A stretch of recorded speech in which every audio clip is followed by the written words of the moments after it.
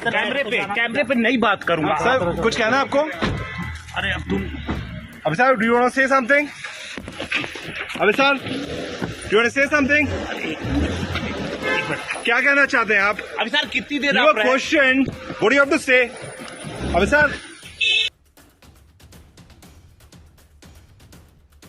उर्मिलेश जी क्या पूछताछ कर रहे थे आपसे? अभी कुछ नहीं बोलूंगा। लाइन ऑफ क्वेश्चनिंग क्या थी? अभी कुछ नहीं बोलूंगा। अभी मैं कुछ नहीं बोलूंगा। सर जी अभी मैं कुछ नहीं बोलूंगा। कब बोलिएगा सर? बाद में बोलूंगा। क्या पूछ रहे थे? नमस्कार दोस्तों, आज सुबह की शुरुआत एक चौंकाने वाली खबर से हुई थी।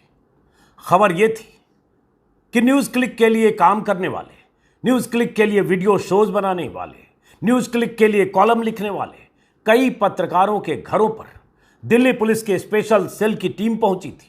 उनके मोबाइल फोन और लैपटॉप जब्त किए गए थे। उनसे काफी देर पूछताछ हुई थी और उसके बाद कुछ देर बाद खबर आई कि उन तमाम पत्रकारों को, 8 या 9 पत्रकार, उन्हें दिल्ली पुलिस स्पेशल सेल के दफ्तर में ले गई है। लेकिन शाम होते होते खबर यह आई कि उन सबों को छोड़ दिया गया है। अभिसार शर्मा करीब करीब 10 घंटे बाद स्पेशल सेल के दफ्तर से बाहर निकले। उनकी तस्वीर स्क्रीन पर आप देख रहे हैं। उनसे वहां जो संवाददाता पूछताछ कर रहे थे या जानने की कोशिश कर रहे थे क्या हुआ, उन्होंने जवाब तो नहीं दिया। लेकिन उन्होंने घर पहुंचकर अभिसार ने 7:35 पर ट्विटर पर बताया, after a day long interrogation by Delhi special cell I am back home. दिन भर की पूछताछ के बाद मैं घर आ गया हूं। Each and every question posed will be answered. सारे सवालों के जवाब दिए जाएंगे। नथिंग टू फियर, डरने की कोई बात नहीं है। And I will keep questioning people in power and particularly those who are afraid of simple questions. मैं लगातार उनसे सवाल पूछता रहूंगा जो पावर में हैं और जो साधारण सवालों से भी डरते हैं। Not banking down at any cost. 7:35 पर वही अभिसार शर्मा, जिनका अपना यूट्यूब प्लेटफॉर्म है, करीब करीब 3 मिलियन उनके फॉलोअर हैं, लाखों लोग हर रोज देखते हैं, न्यूज क्लिक के लिए कुछ कार्यक्रम बनाते हैं, डिबेट करते हैं या शोज करते हैं। इसी तरह से उर्मिलेश, जिन्हें हम जैसे लोग 35 सालों से जानते हैं, एक बुद्धिजीवी, चिंतक, लेखक, पत्रकार, तमाम तरह के मुद्दों पर मुखर पत्रकार, उन्हें भी पुलिस ने डिटेन किया या उन्हें भी पुलिस ले गई गाड़ी में बिठाकर। सुबह तस्वीरें आपने मेरे यूट्यूब चैनल पर देखा होगा। लेकिन शाम को उन्हें भी छोड़ा गया। अभी जब मैं वीडियो रिकॉर्डिंग कर रहा हूं तब पता चला कि जो भी 8-9 लोग न्यूज क्लिक के लिए काम करते थे कंट्रीब्यूटर के तौर पर, उन कंसल्टेंट के तौर पर, उन सबों को शाम होते होते स्पेशल सेल ने छोड़ दिया। दिन भर यह कयास लगाए जाते रहे कि यूएपीए की धाराओं के तहत 17 अगस्त को दिल्ली पुलिस ने न्यूज क्लिक के खिलाफ मामला दर्ज अगर किया और यूएपीए की धाराओं के तहत अगर दिल्ली पुलिस ने इन पत्रकारों के घरों पर दबिश दी, अचानक सुबह 6 से 7 के बीच नोएडा, गुरुग्राम, दिल्ली और गाजियाबाद में, तो पुलिस की मंशा क्या है, मकसद क्या है, किसके इशारे पर हो रहा है? क्योंकि ये वो पत्रकार हैं जो लगातार मोदी की सत्ता से सवाल पूछने के लिए, लिखने के लिए, बोलने के लिए, आलोचना के लिए बहुत मुखर चेहरों के तौर पर जाने जाते हैं। कई पत्रकार और जिनका जिक्र बहुत जरूरी है, जो पुलिस जिनसे पूछताछ करती रही, भाषा सिंह जो एक्टिविस्ट भी हैं, लेखक भी हैं, अनिंदोय चक्रवर्ती एनडीटीवी के मैनेजिंग एडिटर रहे हैं, परंजॉय गुहा ठकुराता, सुहेल हाशमी और एक stand up comedian Sanjay Rajaura, पता नहीं न्यूज क्लिक के लिए हो सकता है कुछ काम करते हो, उन्हें भी पुलिस ने पूछताछ के लिए कहें या जैसे भी पुलिस ने उन्हें भी बुलाया और ले गई। उनके घर पर भी पुलिस पहुंची थी। अब सवाल उठता है पुलिस का मकसद क्या है? दिन भर यह लगा कि कहीं यूएपीए की धाराओं के तहत इनकी गिरफ्तारी तो नहीं हो रही है। शुरुआत यह हुई, एनडीटीवी के हवाले से खबर देख रहा हूं कि कैसे आधी रात को कल दिल्ली पुलिस के स्पेशल सेल के लोधी कॉलोनी स्थित मुख्यालय में मंगलवार को देर रात 2 बजे से बैठक हुई। देर रात 2 बजे से मतलब आधी रात को। इसमें करीब 200 पुलिसकर्मी मौजूद थे। गोपनीयता सुनिश्चित करने के लिए कनिष्ठ अधिकारियों के मोबाइल फोन अस्थायी रूप से जब्त किए गए और उसके बाद ये छापेमारी की गई और उसके बाद दर्जनों पुलिस वाले और दर्जनों ठिकानों पर 35, 40, 30 जिसको जो मन आ रहा है ट्विटर पर, सोशल मीडिया पर लिख रहे हैं। मैं जानता नहीं कितनी जगह छापेमारी हुई, लेकिन 25-30 जगह। अब उस छापेमारी का मकसद और इन पत्रकारों का कसूर क्या था, इसको समझते हैं आगे। दिन भर मैंने अपने वीडियो पर एक चैनल पर लाइव किया था, करीब 2.5 घंटे का, उसमें बहुत कुछ आप समझ सकते हैं। लेकिन जब वहां से बाहर निकलते वक्त पुरंजय गुहा ठकुराता, जो बिजनेस जर्नलिस्ट के तौर पर करीब 4 दशकों से काम करते रहे, business India, business world, telegraph, India today, the Pioneer, सब जगह काम करते रहे, और वो लगभग 5 साल से कंसल्टेंट है न्यूज़ क्लिक के। न्यूज़ क्लिक पर आरोप है कि कोई अमेरिकी बिलियनर जिसका रिश्ता चाइना से कनेक्शन है उसका, और उसने 33 करोड़ रुपए न्यूज़ क्लिक को दिए, और उसके बाद उसी पैसे से इन सबको सैलरी दी जा रही थी, या जो कंट्रीब्यूटर थे उनको पैसे दिए जा रहे थे, और चाइनीज प्रोपेगेंडा के तहत ये सब काम कर रहे थे। ये आरोप है। उन आरोपों पर आगे आते हैं। पहले जब वहां से निकले पुरंजय गुहा ठकुराता, उनका एक बयान में देख रहा था पीटीआई के हवाले से। उस बयान में पुरंजय ने बताया, इसी से पता चला कि हुआ क्या। उन्होंने बताया, शब्द सा उनके कहे का अनुवाद बता रहा हूं, अंग्रेजी में उनका बयान था कि सुबह 6 बजे के करीब 9 पुलिस वाले गुरुग्राम में उनके घर पर पहुंचे। उन्होंने बहुत सारे सवाल पूछे। उनके साथ दिल्ली पुलिस के स्पेशल सेल के दफ्तर तक मैं खुद आया। उन्होंने कहा मैं खुद आया। हालांकि उर्मिलेश को पुलिस की गाड़ी में बैठकर जाते देखा, वीडियो में देखा गया। दिल्ली पुलिस उन्हें साथ ले गई। अभिसार ने सुबह ट्वीट किया था कि उनका फोन जब्त किया गया। भाषा सिंह ने सुबह ट्वीट किया था, उनका फोन जब्त किया गया। पुरंजय ने आगे कहा कि करीब 8:30 बजे वो स्पेशल सेल के दफ्तर पहुंचे। शाम को करीब 6 बजे तक उनसे पूछताछ होती रही, यानी 11 घंटे, लगभग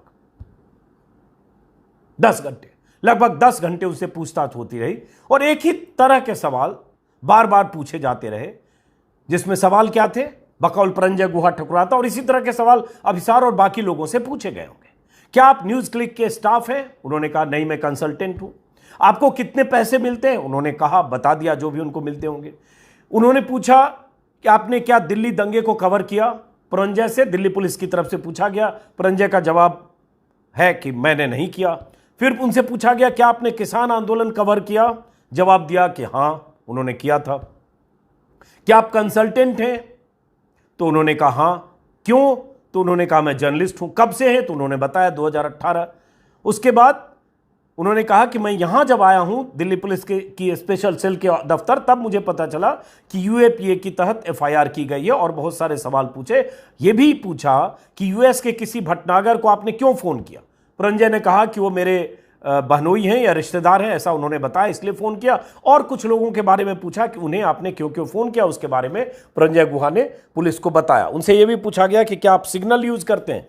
तो उन्होंने कहा हां। अब देखिए 3-4 चीजें। अभिसार का यह कहना, पहले तो अच्छी बात है कि अभिसार डरे नहीं, बेचैन, परेशान और क्या कहें, बहुत अवसाद में नहीं है। अभिसार ने कहा कि जो मैं सवाल जिस तरह से पूछता हूं पूछता रहूंगा, और यही हम उम्मीद करेंगे इन तमाम पत्रकारों से।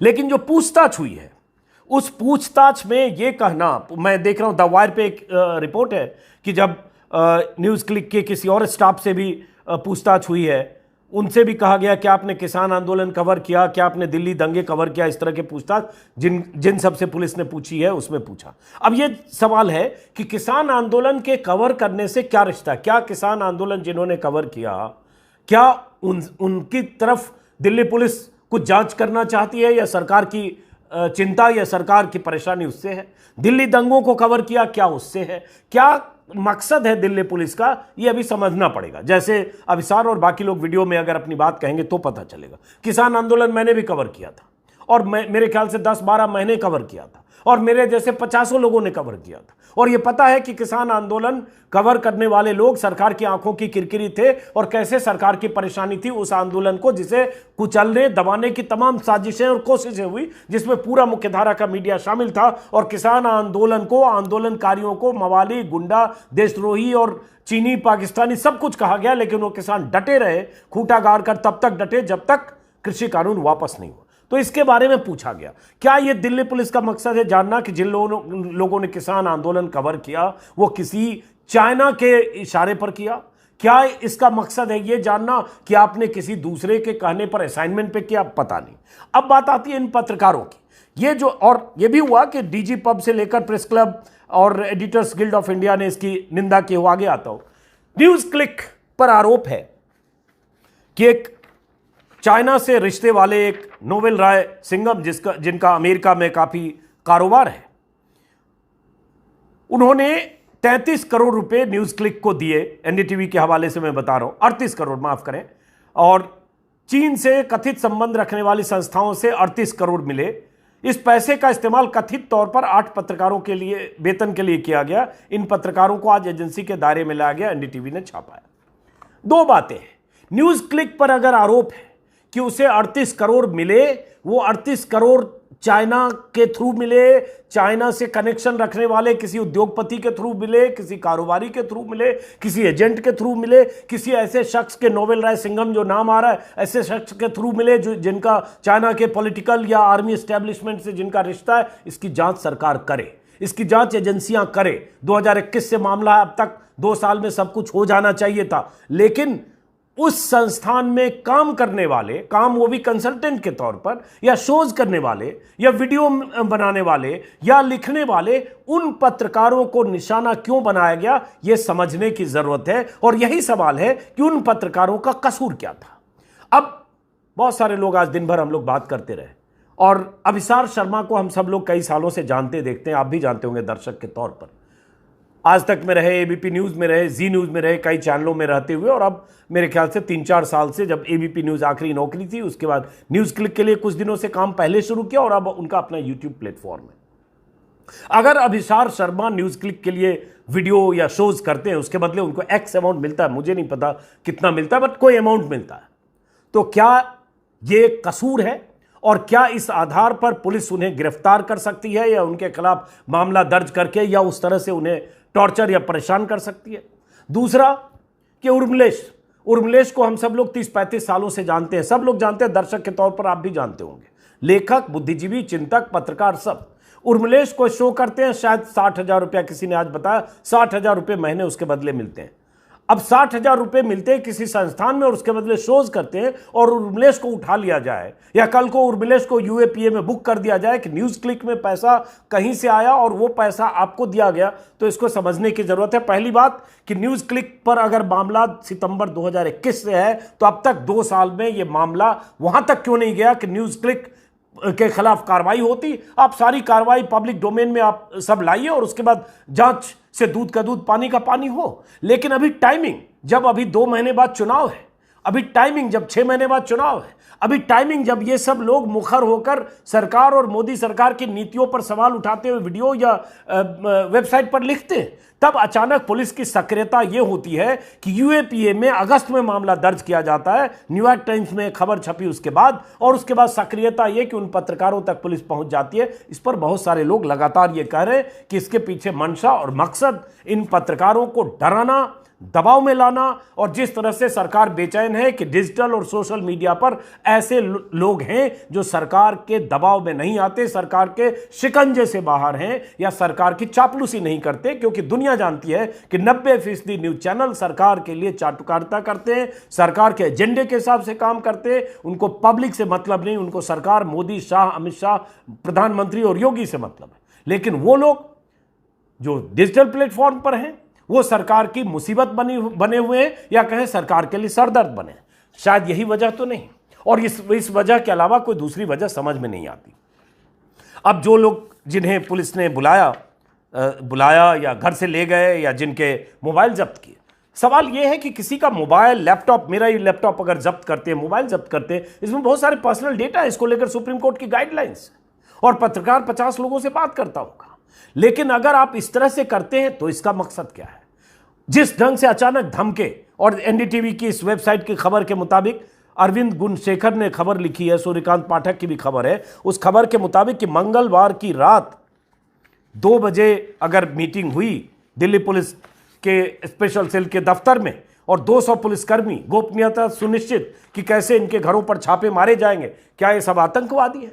क्या ये चाइनीज एजेंट हो सकते हैं? क्या ये देशद्रोही काम करेंगे? ये सोचने समझने की बात है। दर्शक के तौर पर आप भी समझेंगे, आपको बात समझ में आ जाएगी। लेकिन मैं अगर किसान आंदोलन की स्टोरी मैंने की, अगर किसी ढंग से फंसाया जाए कि ये किसान आंदोलन इसलिए कवर कर रहे थे क्योंकि इन्हें कहीं से पैसा आ रहा था, तो इसका कोई इलाज नहीं है। अगर शाहीन बाग में जो धरना प्रदर्शन हुआ या दिल्ली दंगों में जो नाइंसाफियां हुई या दंगे में पुलिस की भूमिका को लेकर कोई सवाल उठे, अगर वो स्टोरी की रिपोर्ट किया, तो आप क्या इस तरह से फंसाने की कोशिश करेंगे कि आप विदेशी प्रोपेगेंडा के तहत कर रहे थे? तो ये आने वाले समय में अभी देखना होगा कि इसके पीछे मकसद क्या है। अब मैं देख रहा हूं बहुत सारे एजेंसियों ने माफ करें, बहुत सारे संगठन ने, पत्रकार संगठनों ने इस पर एतराज जताया है। जैसे डीजी पब, जो डिजिटल जितने प्लेटफॉर्म है उनका एक संगठन है, उसकी तरफ से कहा गया है कि डीजी पब ऐसे मामलों में जिस ढंग से पत्रकारों के डिवाइस और ये सब जब्त किए गए, पुलिस स्टेशन ले जाया गया क्वेश्चनिंग के लिए without prior notice and in violation of their right to life and liberty, ये गलत है, इसकी निंदा की है डीजी पब की तरफ से। वैसे ही जो एडिटर्स गिल्ड की तरफ से कहा गया है कि हम सरकार को याद दिलाना चाहते हैं कि लोकतंत्र में स्वतंत्र मीडिया का अपना महत्व है, चौथे स्तंभ का सम्मान और रक्षा की जाए, एडिटर्स गिल्ड की तरफ से बयान दिया गया। हालांकि आपको पता होगा कि एडिटर्स गिल्ड के 4 एडिटर मणिपुर गए थे, मणिपुर की ज़मीनी हकीकत को बताने के लिए, देखने के लिए, ग्राउंड रिपोर्ट करने के लिए, और उन्होंने 20-22 पन्ने की रिपोर्ट तैयार की। उनकी रिपोर्ट जारी होते ही एडिटर्स गिल्ड के 4 संपादकों के खिलाफ मणिपुर में एफआईआर दर्ज हुई, और एफआईआर दर्ज ऐसी धाराओं में हुई कि उनकी गिरफ्तारी हो सकती थी। उन्हें सुप्रीम कोर्ट की शरण लेनी पड़ी और सुप्रीम कोर्ट ने उनकी गिरफ्तारी पर रोक लगाई, क्योंकि उन्होंने मणिपुर में जो छिपाया जा रहा था, सरकार की नाकामी, वो एक्सपोज किया उन्होंने अपनी रिपोर्ट में। तो ये तो इस दौर की बात है। अब बात बहुत सारे लोग, जिन लोगों से हमारी बात हो रही है, मैंने सुबह के वीडियो में भी कहा था कि जैसे यह खबर आई कि ट्विटर पर, सोशल मीडिया के जरिए कि कुछ पत्रकारों के घरों पर छापे मारे जा रहे हैं, मेरे जैसे लोगों के पास भी बहुत फोन आने लगे लगातार कि आप ठीक तो हैं, आप सुरक्षित तो हैं, आपके घर तो पुलिस नहीं पहुंची। तो ये डर का ऐसा माहौल है, ये क्यों है?